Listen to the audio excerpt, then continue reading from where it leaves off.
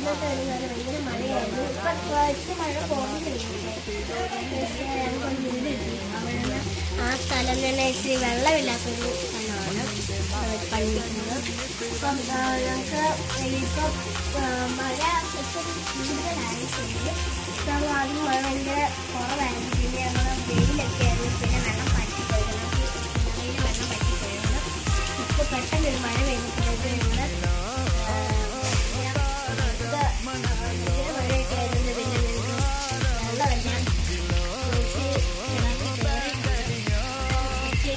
ലാഭമായി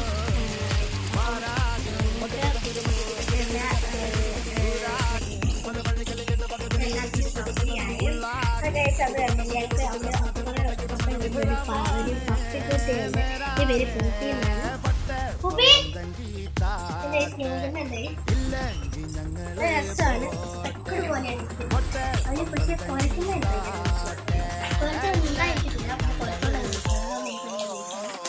ഞാൻ വേറൊരു വീഡിയോ ഇട്ടായിരുന്നു.